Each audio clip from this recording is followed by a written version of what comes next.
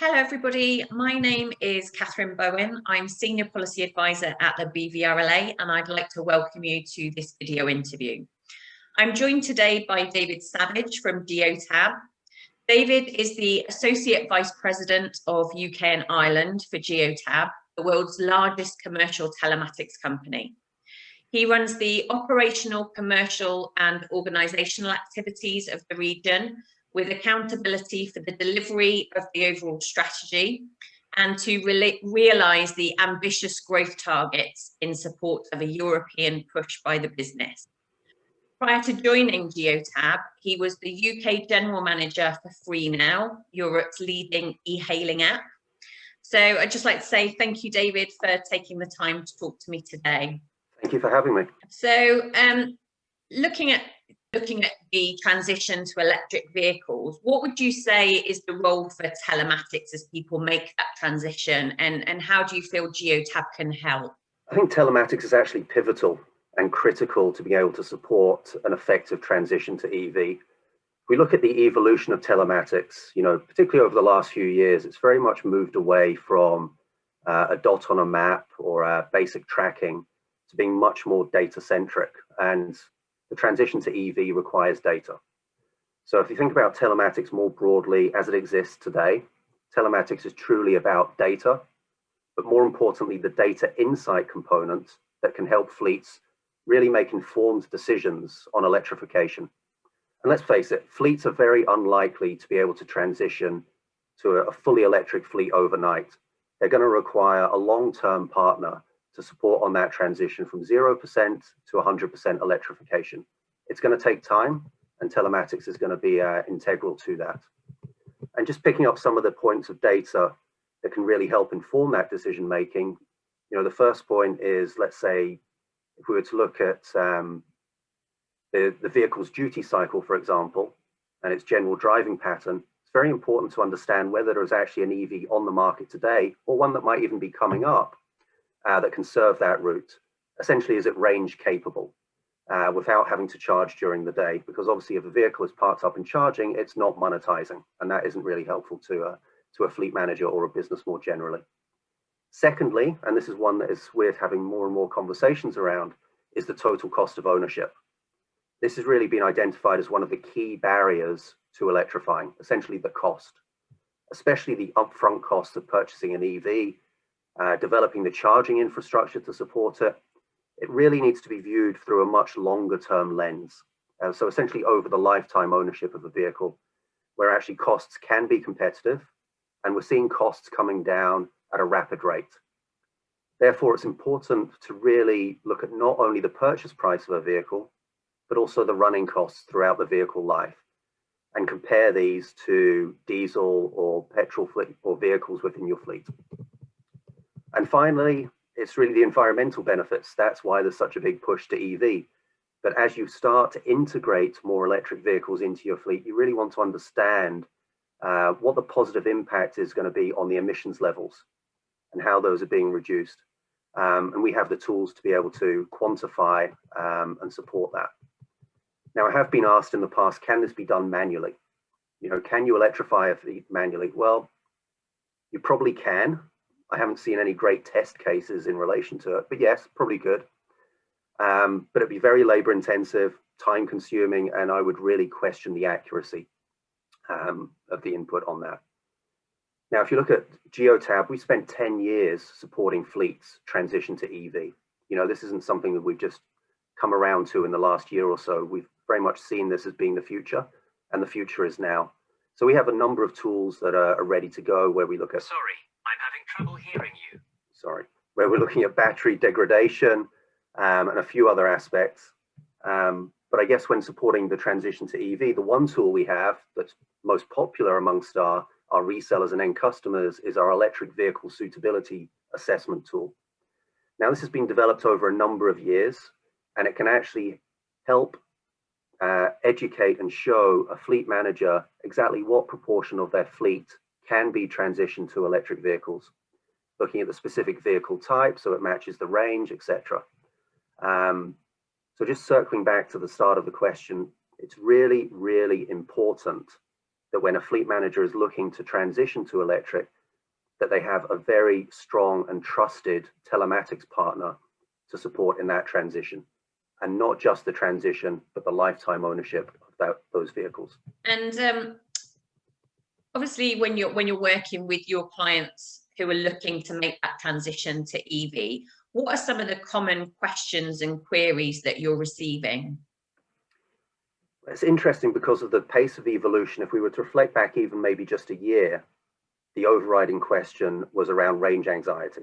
Will the vehicle be able to deliver what I need it to? That's actually dropped way down the pecking order now. The kind of questions we're getting are along, which vehicles can I or should I switch out initially? How much is it going to cost? What's going to be the impact on my bottom line? These are fairly kind of common questions that we're hearing in the market on a regular basis. And in all honesty, some of them can be answered with the electric vehicle suitability assessment tool that I touched upon previously, where we're looking at driving patterns, duty cycles, and that comprehensive TCO.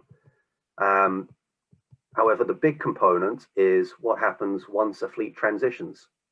What happens after the acquisition of the vehicles. And it's very important that once they're in a fleet, that you can actually monitor and manage those EVs effectively.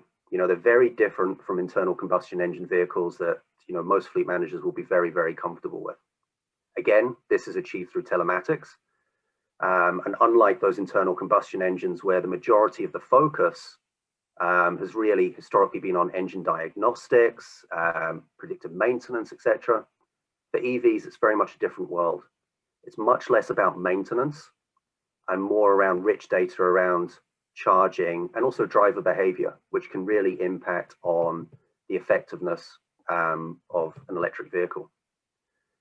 So therefore, I would say a fleet really requires a platform that can provide them with all of the driving and charging insights to ensure that that fleet is running optimally.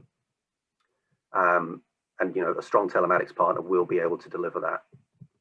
And a couple of examples there would be, while driving, a fleet manager is really going to need to understand the real-time state of charge of the EV. Do I need to notify the driver that they need to come back to the depot to charge when the battery levels are low, etc. It's very important to ensure that the vehicle is charged, fully operational for the next run, so that you don't have that downtime. And it's therefore, it's critical to have oversight of the charging activity. So where are the vehicles charging? Is it at home? Is it a depot? Is it public charging network? What's the starting state of charge, the end state of charge? What's the cost per kilowatt hour? Am I saving money by charging at a different point of the day, etc.? And having reports on driving and charging data, critical aspects and crucial to ensuring that those EVs are being used efficiently and effectively. And at Geotab, we really recognize this, and we offer a level of functionality. It's difficult for some of our competitors to keep up with. To date, we support over 110 different electric vehicle makes and models. And for any fleet, especially mixed fleets, it's very important that they find a solution, a telematic solution that can support EVs. And without this support, it's very difficult to transition and run a fleet effectively. So, I would say to any fleet manager out there to really ask their telematics provider a few key questions. Firstly, how many electric vehicle make and models do you currently support? What's the runway for adding to that? And if I'm looking to bring in a vehicle you don't currently support, how would you go about being able to support that in a quick period of time? And just reflecting on where we are in terms of that from a Geotab perspective, we've invested significantly in that. So just over a year ago, we opened our Automotive Research and Development Centre based in High Wycombe in the UK to really support on that reverse engineering that's required to bring on electric vehicles and support them. And that's why, I'm pretty confident that our 110 make and model support is pretty much at the vanguard of telematics at the moment. And you mentioned there some of the research that you've done. So we know that 2020 was a especially challenging year for business. So looking ahead to 2021, are there any key trends that you're noticing? I think just briefly reflecting on 2020, it was undoubtedly a a very, very tough period for many businesses and fleet operators. And, the way businesses are operating has potentially changed, forever. And we've actually seen businesses recognize significant upside, during COVID, particularly last mile delivery, which has been one of the key growth stories. But there's also been those businesses that have encountered, a degree of pain in that. And actually during 2020, we partnered with one of our competitors, funnily enough, Webfleet, to create our commercial mobility recovery dashboard. And actually the story or the narrative it painted was quite interesting. So, lockdown one, significant decrease to below 50% of activity within the fleet and logistics sector. Lockdown two, slightly less, and then lockdown three, slightly less again. So I think that's an indication that, fleet managers and British businesses are actually very resilient when it comes to dealing with adversity. And I think what we saw at the latter part of 2020, and it's continued through even into the start of 2021, has been the real appetite to transition to electric vehicles more quickly than maybe even initially planned. And obviously with the government mandate coming in for, for 2030 for the no sale of diesel or petrol vehicles and vans, that's expedited that. But there's very few conversations we're in at the moment that are not around EV transition. So that's going to continue. And then obviously at the start of 2021, we've had Brexit. And how that may impact on that. And I think there was a lot of concern coming into the Christmas period, potential of no deal, what that might mean. I think what we're seeing and hearing to date has been relatively positive. So obviously the free trade deal that was struck on Christmas Eve, little bit of positive news for business, particularly the automotive sector, with the complex supply chains.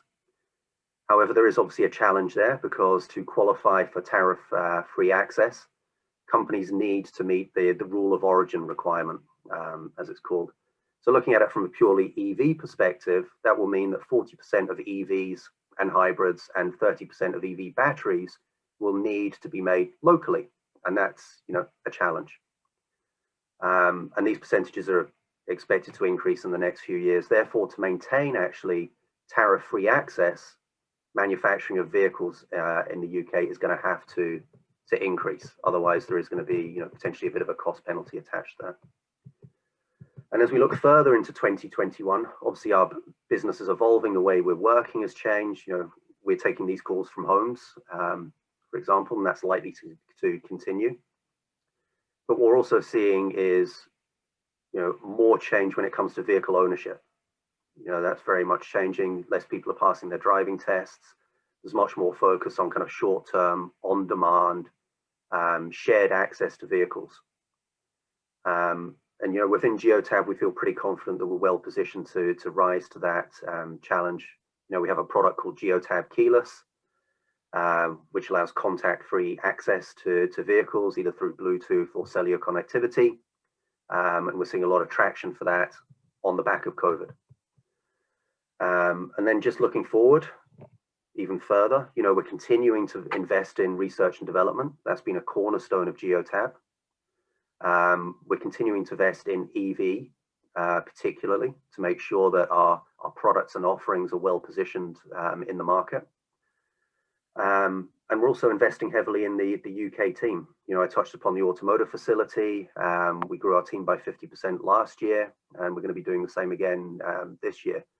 So we've really got all the building blocks in place to be able to support fleet managers, manage their fleets effectively, and hopefully provide a little bit of certainty through our telematics platform in what is a very uncertain world at the moment. So to end today's interview, what would you say is the biggest challenge that Geotab is facing in 2021, and how are you adapting to be able to cope with that? I think if we look at the telematics landscape, let's look at the UK because that's what we're talking about primarily here. It's a very competitive space. So we're putting a lot of focus on ensuring that our product and our team stays ahead of the competitors, of our competitors. And Again, very much focused on the EV side of it, supporting fleets to transition, and listening very much to the end customer feedback that we get through our reseller network to ensure that we're developing the right products for the market needs. And we're an engineering business at our core, and we will continue to do that. And that's how we see 2021 panning out for us. Okay, thank you very much for that, David. Great, thank you.